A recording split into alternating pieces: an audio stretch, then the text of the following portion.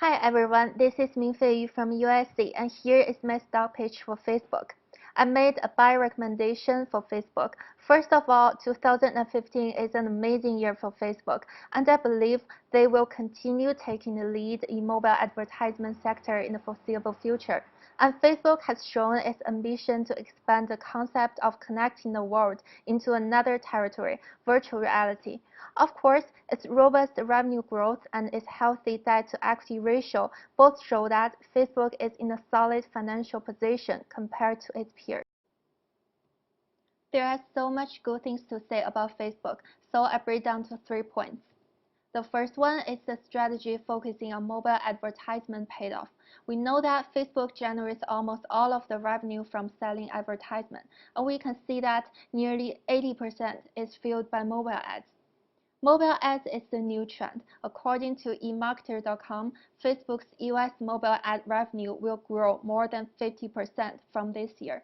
By 2017, their revenue portion in US will continue to creep upward, reaching 26.9%. The second point is the strategic acquisitions made by Facebook.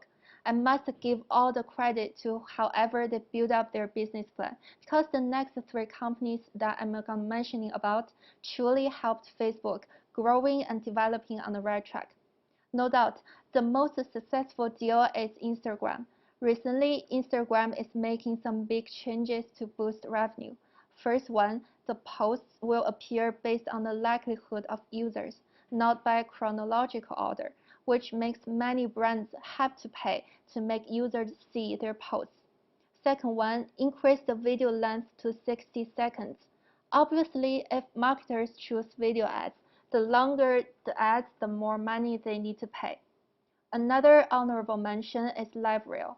A company will help Facebook provide video ad service. Compared to other formats, video ads are more lucrative.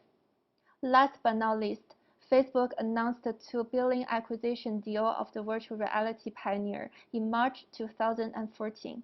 As a revenue driver, it's likely that the first-generation product will provide only a modest boost for Facebook, but the long-term goal for CEO Mark Zuckerberg is to build virtual reality as the new century for social network.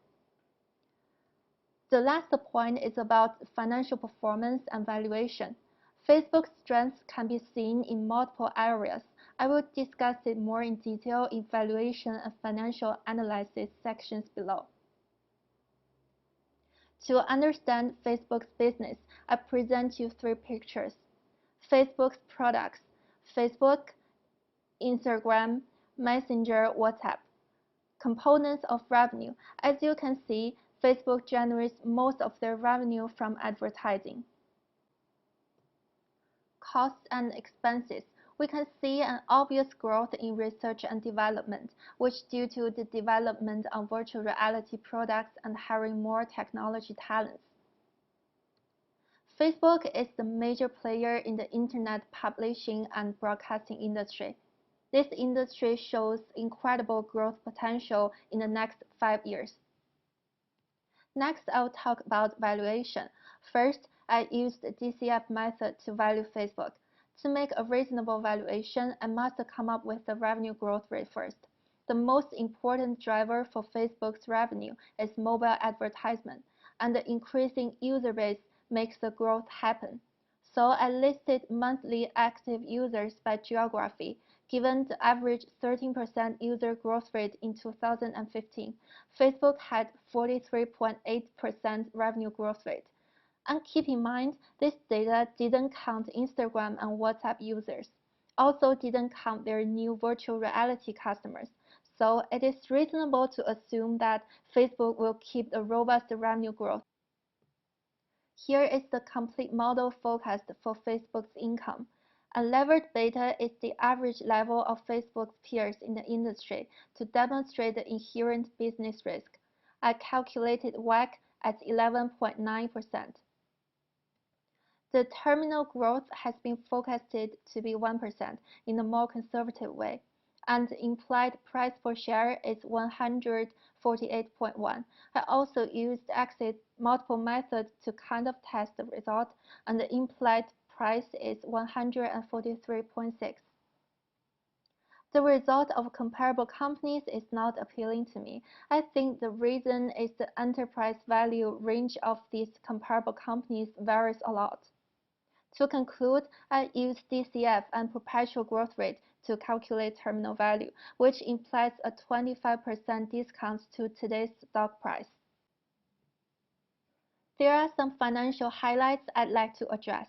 According to IBIS World, Facebook's very impressive revenue growth exceeded the industry average of 37%. The debt-to-equity ratio of Facebook is merely 0.01, which is really rare among such giant companies. They have nearly 18 billion cash and short-term investment, which gives them the ability to acquire firms or other investment. The growth in revenue significantly helped improving earnings per share.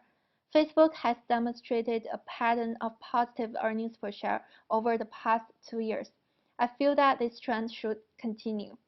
Besides that, the gross profit margin and net profit margin are both above the industry average.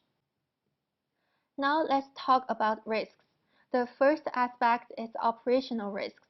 Now we know that Facebook generates all of their revenue through advertisement.